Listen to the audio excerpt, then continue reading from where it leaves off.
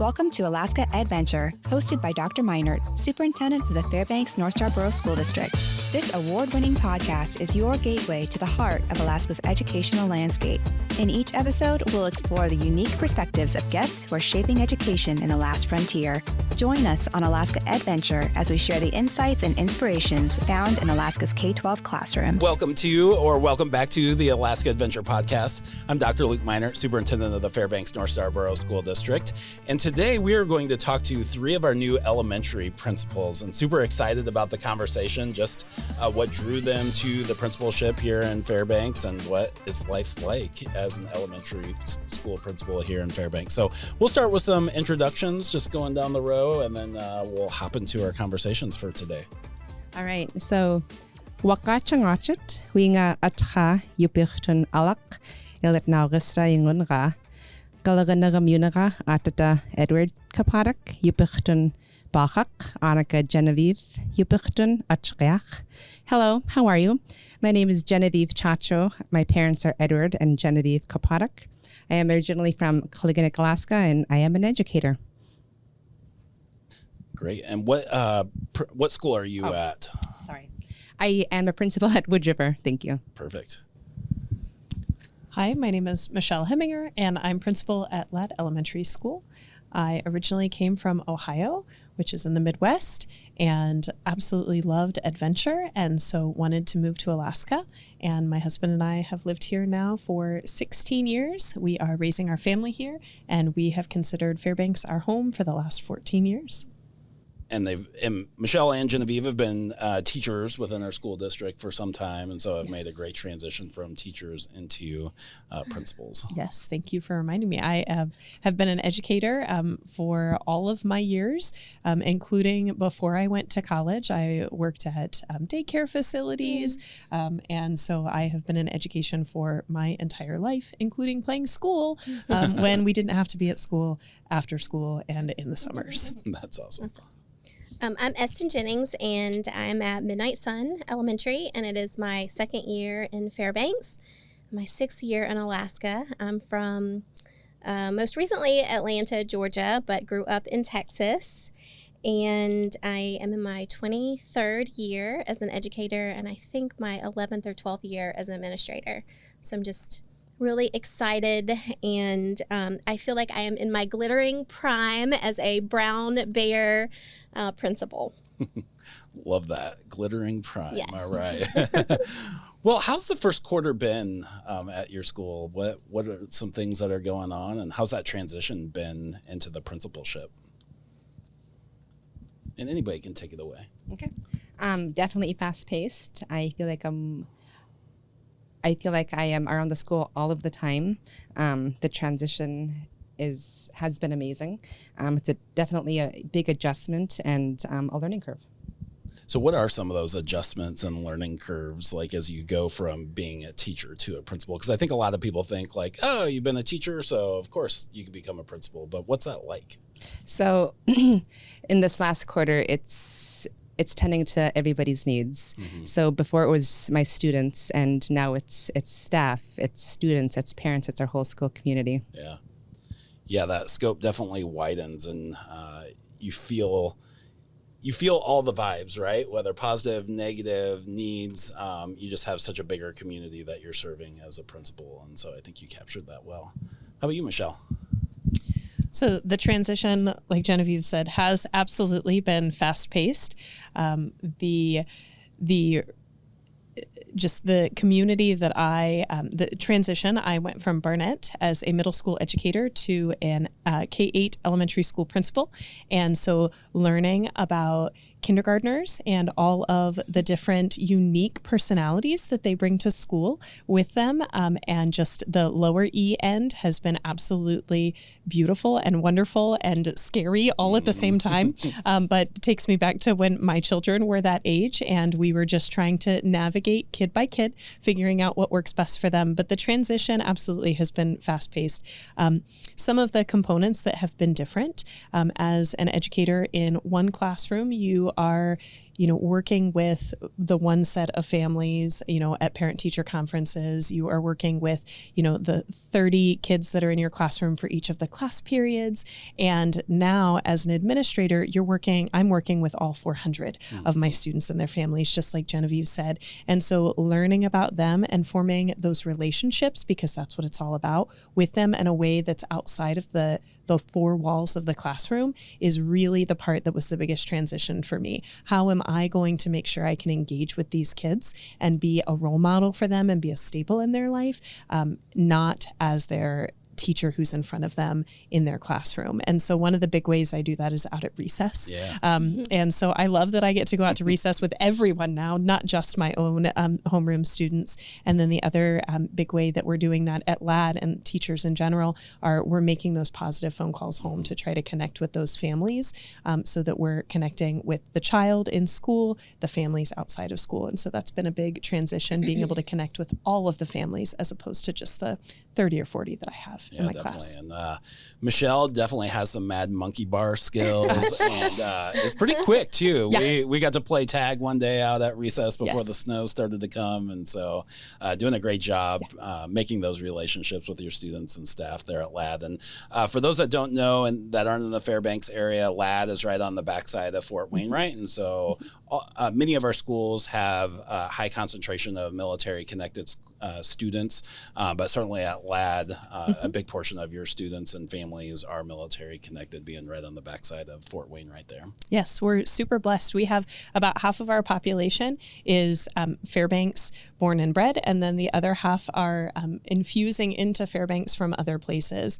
And so we have a very unique opportunity to have all sorts of different types of cultural celebrations and all sorts of different languages that are being spoken at LAD. And it's just this beautiful amalgamation of all of these people at LAD, and it makes for a really nice experience. Yeah, that's great.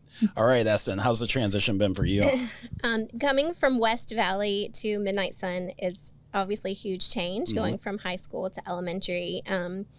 But I love the little ones. I spent most of my career as an elementary teacher, so it kind of feels like going home in a lot of ways.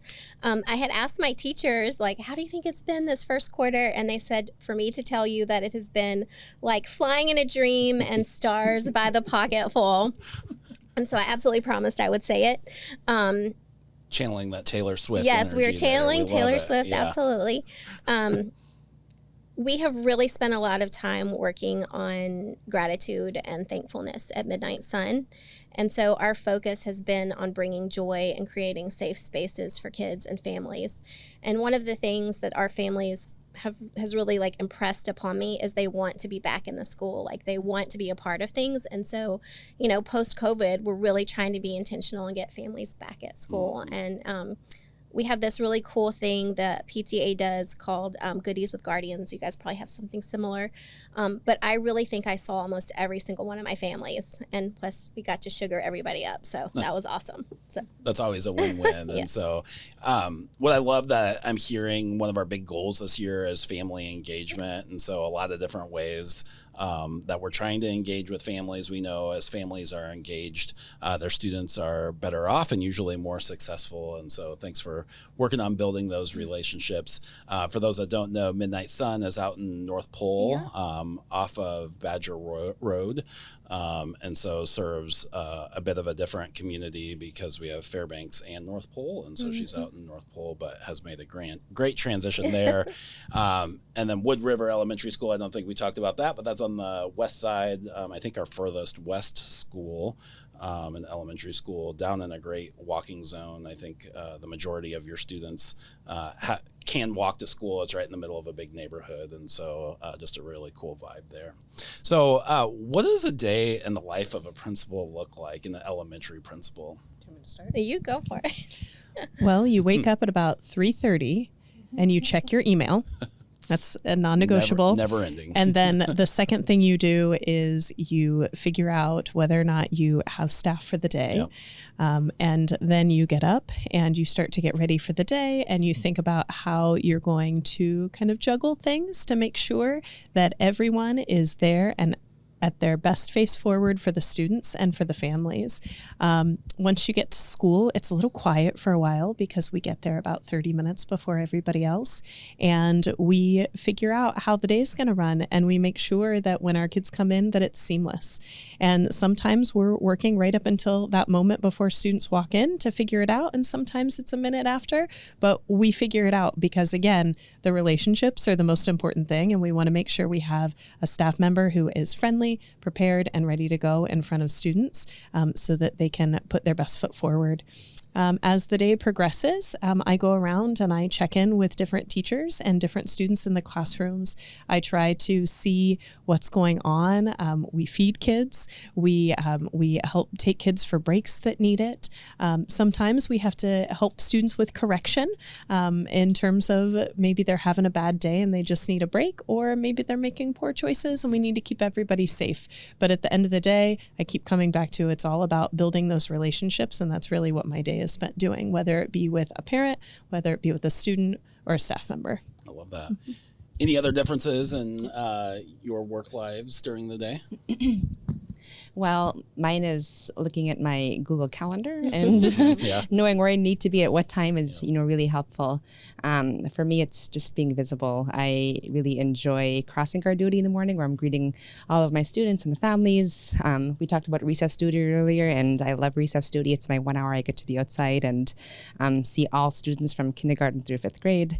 And it's at the end of the day, too, saying bye to the students and giving those hugs. And that's what I enjoy. That's great. Eston, anything from you? I definitely agree. It is very hectic. You stay busy all the time, pulled in a million directions, but it is so rewarding and so much fun.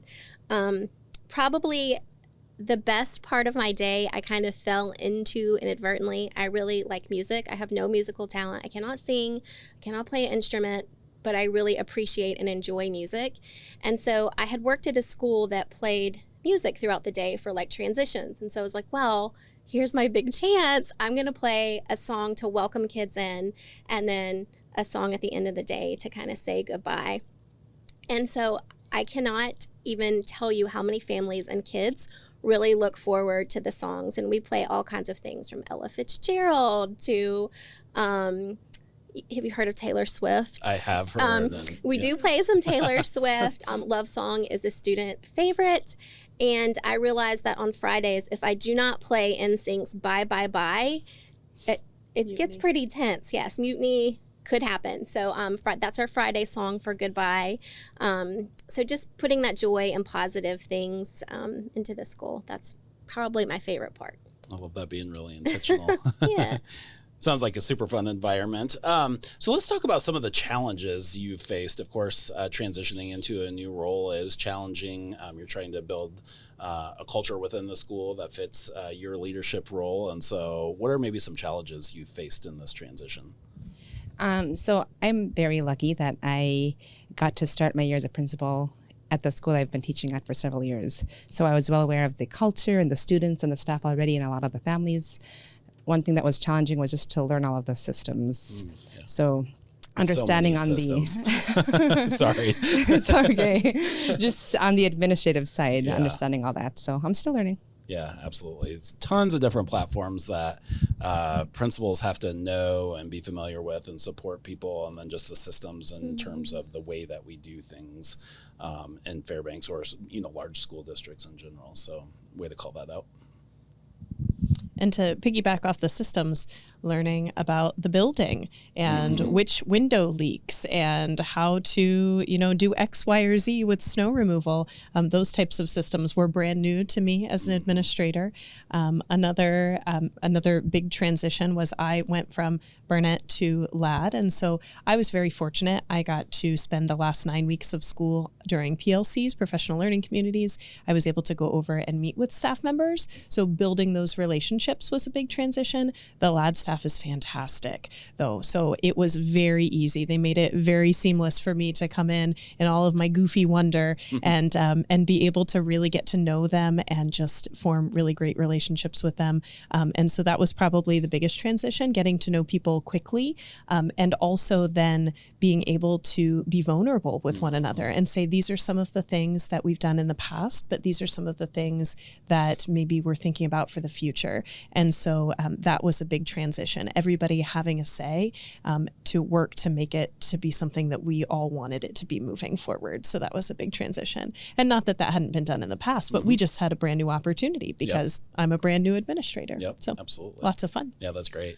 And calling out the facilities, I mean, I think that's something that a lot of people don't think of in terms of what's under the principal's umbrella is that facilities piece. And while we have facilities folks and great facilities folks that support principals, you often are the first line of defense, like, oh no, there's water pouring out of this pipe that shouldn't be, like, where do I go to find the water shutoff valve for that or whatever it may be? And so really learning your facilities and understanding how they work, because every building has different quirks, is an important part of the principal, and you get more familiar with a facility the longer you're there. So. All right, Eston. I think the biggest challenge is that the school had been through some administrative transitions recently, and before that they had a long-seated principal. So there was different traditions there, and sort of navigating that and being intentional about our change efforts and what we're able to change and leverage and what traditions we want to keep and maybe what new things we want to add. So that has been a big piece of it. And definitely building relationships, making connections with families. I would say for us, that and our walk to read time has been our huge focuses, just students' emotional well-being and kind of targeting the whole child. It's not just about academics. While that's really important, and we know that reading will certainly impact a child's whole educational career, we also want them to be emotionally safe and happy and socially well-adjusted. So we spend a lot of time on just the character ed and working on our feelings and how to be good communicators. Yeah, absolutely. I think one of the best things, and you called it out, is to be inquisitive as a new principal, like, and at any level of leadership, right? Like, I think I drove people nuts when I first moved into the assistant superintendent role here in Fairbanks, because I came from outside of the system, and I was like, for the first, multiple years, I was like, why do we do it this way? Like, I'm just curious, and it gets to, a lot of times we've always done it this way. A lot of times people don't know why we still do it that way, but nobody's asked, like, hey, do we still like doing it this way, or should we change up the system and build our own culture? And so I'm glad you called that out. That's a work in progress for any new principal, and one that I'm excited to see evolve out at Midnight Sun. So I want to talk a little bit about your individual schools. Like, what makes each of your schools unique? What makes it tick? Like, why are people drawn to your neighborhood school? And anybody can hop in. I don't know what you mean. Okay. So you had mentioned earlier, so lad leopards, you had mentioned earlier about kind of how our population is very unique in the district, because we've got our Fairbanksians and we've got our new to Fairbanks folks. And so one of the things that really makes us tick is all of that diversity within the school. And so we have lots of things planned to highlight those different, all of those different populations. So, like, for instance, for Veterans Day, we have coming up, we have a whole celebration that we're doing in partnership with one of the groups that is connected to LAD. And so we're doing a big Veterans Day celebration where we're inviting all of our veterans in that are either families that are active duty or they're former military. And we have a big, breakfast for them. We're doing all sorts of things. And then on actual Veterans Day, we're doing a big celebration ceremony. And so we've got, kindergarten through third grade that are preparing songs to sing and all sorts of different things just to highlight that military population. On the other side, for our for our students that are, have been in Fairbanks and continue to be in Fairbanks, we have lots of different events coming up. So we have lots of different celebrations in terms of reading and science nights and different things to just try to help them come in and also be engaged. And so just finding this beautiful marrying of the two sets of populations is really, I think, what draws people to LAD. Another thing is just the camaraderie that the staff has. A lot of the staff have been there for many, many years. And then we also, on the flip side, have new spouses of military service members. So we have this beautiful population that can actually speak to all of the students that are in our school as well. And so I think our energy draws people there. I think that, we have dynamite teachers. I think that draws people, but I know that that's the case at all of the buildings. And I think just the some of the traditions that are established at LAD draw people in. Yeah, absolutely. And you have a positive, is it Positive Pause? Yes, we do. So we are working on getting our PBIS off the ground, but we have Positive Pause, PAW, like paw, like a paw print, Sitive Pause. And so we work on different aspects because LAD Leopards are respectful, responsible, kind, and safe.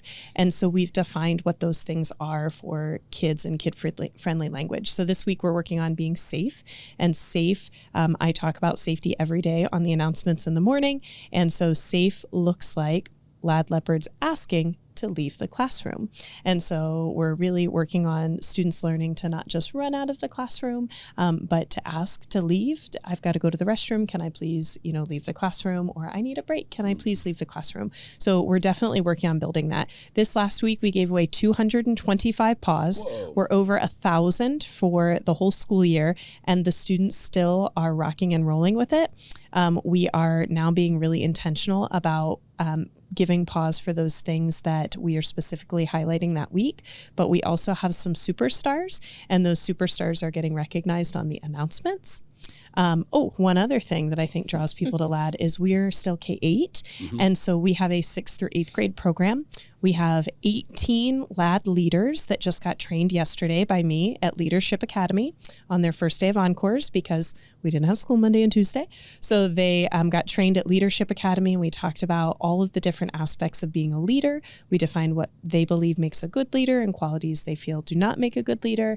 And then they, after they had time to work with their peers on that and have that training with me, then they went out and they got to start to shadow in their classrooms. So I've got 18 middle school students who have volunteered to go out and be a TA. They are going to read with kids. They're going to do math with kids. They're doing little walk to read activities with kids. I've got kids that said, I don't want to do that. I want to be in the library. I want to shelve books. Great. Whatever is your passion, let's find it and let's make you a leader. So that's something else that really draws people to LAD because we have 2 small 6, 7, 8 classes. And that really gives that extra support for kids who, as they're leaving elementary, that really need it and might not necessarily feel as I guess, one-on-one with a teacher if they went to a middle school where they changed classes. Yeah, so that's something else that draws people to LAD. Yeah, definitely. I love LAD. Yeah. You can tell. That's great. You can tell. And, one of my favorite experiences of this first quarter, I love being out in schools. And so Michelle gave me the opportunity to hand out the Positive Paws. And it was so cool seeing, kids weren't expecting me to have a paw in my pocket. Yeah. And so, noticing those things from an outsider of the school was just a really cool experience for me and the students. So thank you for Of course. Genevieve, let's pop over to you. So Woodriver has something very similar. Ours is called the Positive Pups, and we have monthly character traits that we focus on that are based on Alaska Native values. For instance, this month we're focusing on adaptability and honesty, and students who demonstrate those behaviors, they are awarded a Positive Pup, and at the end of the month they get to go to this party. Our party at the end of the month is totally exclusive, and only students who were awarded those tickets get to attend. Some of the other things that we have going on coming up tomorrow is actually our Halloween Carnival, and then for the month of November we have our Alaska Native Heritage Cultural Festival that we are planning and putting together. We have our to jump start off the festival on November 4th. Starting on November 4th, we have the Pava and Nupiaq dancers coming to our school to kick off the event and a regalia walk. we'll also have the Alaska Room come to our school for 2 days to do activities with our students. And then just before Thanksgiving, we have these rotations where a lot of volunteers come to our school and they do demonstrations and activities with the students that are Alaska Native relative. So I love that. So lots of great things coming up.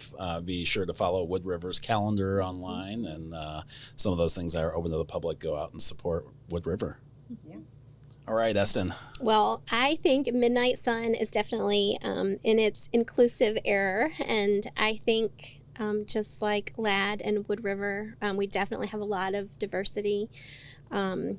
I think our active military families is like 24-25%. And then once they calculate like in retired and such, we're at like 40%. So there's definitely a big military connection for us, as well as Native Alaskan families. And then we have a significant population of students with disabilities.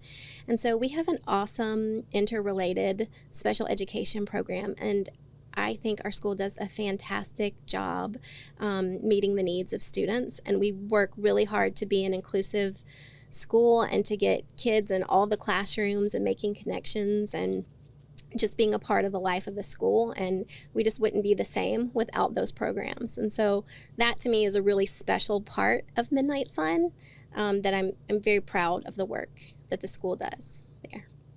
That's great. Yeah. All right. Well, from the district level, we talked about it a little bit. We have 3 big goals this school year. So one of the goals is literacy, one of the goals family engagement, and one of the goals is called Growth for All. And Growth for All encompasses ensuring that all of our students can be successful. At the district level, I called out 2 groups of students. One are Alaska Native students. 23% of our students in the district are Alaska Native, and we want to make sure that they're being successful and having the supports necessary to be successful within our system. And then also special education students, like you said, and doing things a bit differently to ensure that they've got supports around them to be successful. And so how are those goals showing up in your day-to-day at your schools? Maybe take one of the goals that you can talk about in specifics that you and your staff are working on to achieve greater proficiency rates or greater supports around those goals.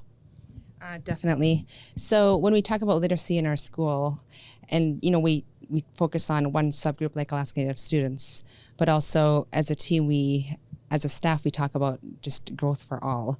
Like, yes, we want to focus on our Alaska Native students, but also our students who are advanced and who are meeting that above benchmark level. So how are we supporting those students as well? And the nice thing about the Walk-to-Read that we have in place is that we have extra tutors, and they get to pull those students who are at those high levels. The students who are tier 1, they get that extra support from the teachers. And then luckily we have this outside of school tutoring too, which has been very helpful. Yeah. Before you pass it on, those that have followed the podcast for a while probably know what Walk-to-Read is, but those that are new to the podcast, can you explain what Walk-to-Read is? Sure.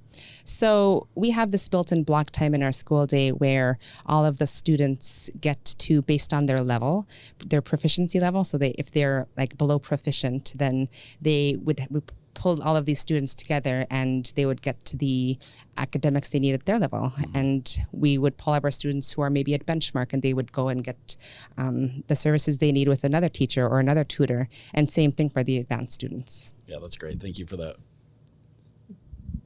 All right, Michelle, what's happening? Okay. Well, you probably want me to pick a different one, correct? Probably a different one. Yeah. Okay. So, attendance. So one of the things that is the most popular this year, and never did I in a million years imagine this would be the case, but I should have. Squishmallows. Oh. Someone donated some Squishmallows for me. And so I put it out there in the LAD newsletter before school started that I was going to, every 2 weeks, be raffling off a Squishmallow for students who are attending school for those full 2 weeks. Love it. And they want those Squishmallows. My goodness, do they want those Squishmallows? I had one mom who called to ask if her child had a doctor's appointment at 9, if she could still drop her child off at 8 when school starts so that he would be counted as present for the day, because he did not want to lose out on the opportunity to get the unicorn squishmallow. Those things are hot, apparently. So attendance, we have been doing anything that we can to incentivize kids to get into school.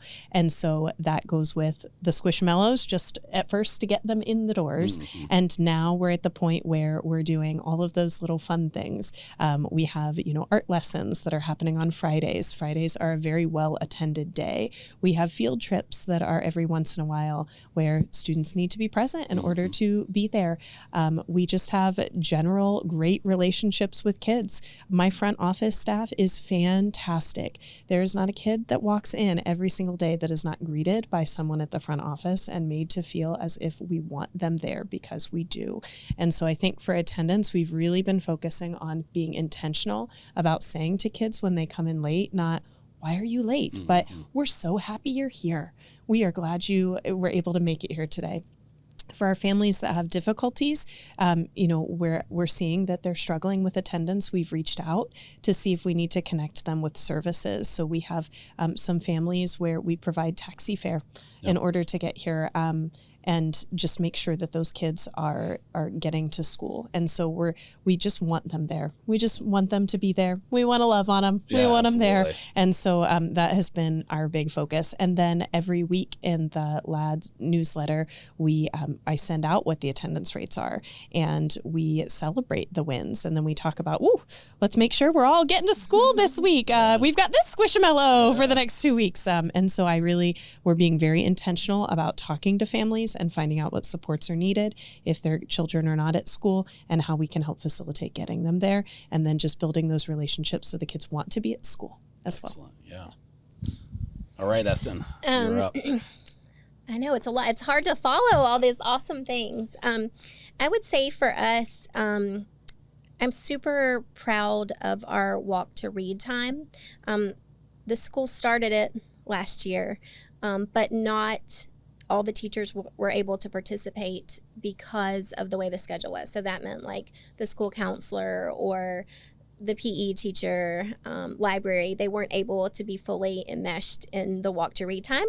So we made that happen in our schedule this year. So some students have Coach Stickle, and they're super excited to be with him for that time. PE teacher I know. Has amazing energy. Yes. And then our music teacher, Jay, has a group, and I went in there, and the kids were absolutely mesmerized. They're reading Hatchet, and you could just hear like a pin drop. And so I think it's really important during Walk to Read, not only are we giving interventions to students that need support, it's a great time for acceleration. Mm-hmm. So kids that are high achieving, or what we used to call like gifted and talented, they're getting those needs met to be enriched. So it's really targeting all the needs of kids. The special education teachers at my school, interrelated teachers, they even have groups. So everybody is involved, office staff, our behavior tech, we're all there to like support the process. And so I love that. And I wanted to kind of loop back around to like the PBIS, like the tickets. So we kind of do something fun for teachers. So we have marigolds. There's a little teacher story about how marigolds they're beneficial plants. They help other plants grow. And then there are walnut trees that tend to poison the plants around them. Things don't grow as well around walnuts. And so there's a whole little story about, if you're a new teacher, find your marigolds in the school, because they're gonna help you blossom and grow. Don't get stuck with somebody negative or down about being an educator. And so we have just little paper marigolds, and people write positive notes and appreciation and sneak them into your mailboxes or leave them on your desk. So as you walk around Midnight Sun, you might see flowers all around someone's door. I love that. And it's actually adult, kind of like our PBIS for adults, to encourage the educators. And so I think it's important to really coach and foster relationships also with the adults in the building. It's really easy to foster relationships with kids. It can be harder to connect with adults. And so we're trying to be really intentional about making those relationships count. I love that. Yeah. And education is such a challenging job, and it can often feel isolating. You know, when you close your door, you are the only adult in that room, and people miss out on adult conversations if they're not well connected or networked within their school. So thank you for being intentional about that. And maybe the next time I'm out at Midnight Sun, I can put some marigolds in boxes. I would love to do that. And then some positive pups at Woodriver. I would love to participate in that as well. And so lots of great things happening. Thanks for sharing your stories. I want to end with thinking about others transitioning from being a teacher into the principal role, and what kind of advice you might give them. You know, there's often talk about the teacher shortage within the U.S., which is a challenging thing for all school districts. But what's not talked about is the administrator shortage, and we're definitely seeing that from a hiring perspective the last 4 or 5 years. It's been challenging to recruit administrators into administrative roles. So lucky to have the three of you, because I think we won the lottery. You guys are amazing at the work that you're doing, but oftentimes it is challenging to find great administrators that want to come in and do the hard work. And so here in Fairbanks, we do have a small cohort through the University of Alaska Southeast of 5 teachers that are working through their principal prep program. Wow. So we were really excited to get that off the ground. We've had educators in the past go through a Southeast program, but they had to go down to Juneau for multiple summers. And this last summer, we were able to do that here in Fairbanks with a cohort taught by retired principals in the district. So thinking about systems that Fairbanks has, they're learning those systems alongside of the academics of just what it's like to be a principal. And so when you guys think about, you know, what's a tip or trick you might give somebody that's transitioning into that principal role that might help them in their first year? I think mentoring is a huge benefit. So if you find an administrator that you connect with and can be honest with you, I think just having those mentoring relationships, being able to ask for help, that can be a challenge for some people, because you don't want people to, you know, the imposter syndrome, you don't want people to know you don't know everything, right? But having those trusted people to connect with, I think is super important. I think going slow to go fast as an administrator is important. And I think Fairbanks does a really cool thing in allowing up and coming administrators to go kind of test the waters, to stick their toes in a little bit. Like, I know I got to spend a couple of weeks at Midnight Sun before I was placed there. And it was really beneficial to kind of know the culture and kind of know what I was going into. And also I made some just initial relationships and connections. And I know you talked about the 9 weeks you got to spend at LAD.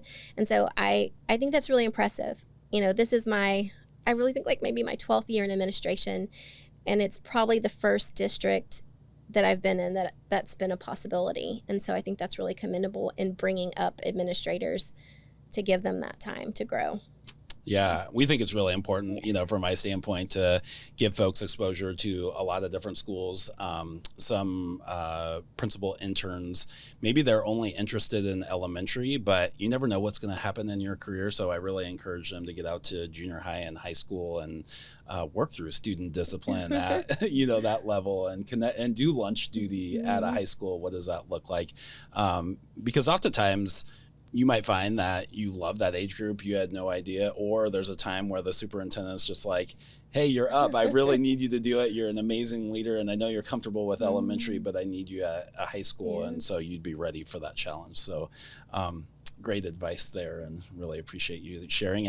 And to talk about the vulnerability piece, I was listening to a podcast the other day from performance psychologist that I really respect, and he talks about performance in a lot of different areas. But one of the things he often talks about in modern day leadership, one of the biggest strengths of modern leaders is showing vulnerability, right? Like in the past, when we thought of leaders, it was always almost being like stoic and like you can show your vulnerability, but that really doesn't connect with today's generation and the people that you're leading. And so thank you for acknowledging that and living that out your walk at Midnight Sun. So. I'll definitely second finding a good mentor. I was very fortunate at Barnett. Jeff Lessig was a fantastic mentor for me. I was able to sub at Denali. And so Becky Zavrell also, I mean, I think the world of these two administrators, and there are fantastic administrators across the district. Mm-hmm. And so finding those people to talk to, they just are amazing. And so I would absolutely second that. I have two more. I have one that's not funny and one that's funny. So I'll go with my not funny one first. My serious one is to listen. When you come into the school and you're thinking about all of these grandiose ideas and these things these dreams that you have as a new administrator, a lot of the people who have been there, they know how those played out. Maybe it's been tried in the past. And so coming in and listening and thinking, okay, how can we, like I talked about earlier, how can we make this our school moving forward? Where, knowing that everyone in that building has an opinion and everyone has a valid opinion that is absolutely necessary to help make the school successful. Also talking to the community and making sure that they're a part in the decision-making process, because I'm a service leadership type leader, and service leadership means that I'll bend over backwards to do everything for everyone around me. And sometimes I just have to make a decision. And the staff is like, oh, well, that's fine, because every other decision we made together, along with community input.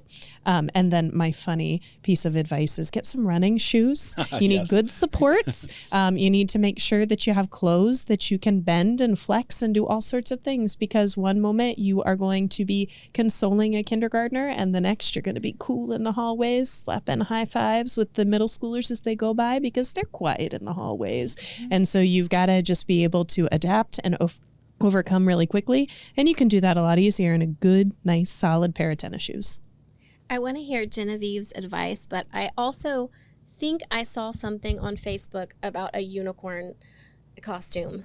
And at speaking Woodriver? Speaking of positive things, so I definitely want to hear more about this unicorn. So yes, we had a candy drive for Carnival tomorrow, and we had to raise, I think it was like 400 pounds of candy or something like that. And we reached our goal, and I had to wear a pink unicorn costume. The kids loved it. So out on Facebook, we'll have to go check that out. Yeah. That's great. I was like, what pink unicorn? I didn't see a pink unicorn around. I did. Well, congratulations on reaching the goal. That's great.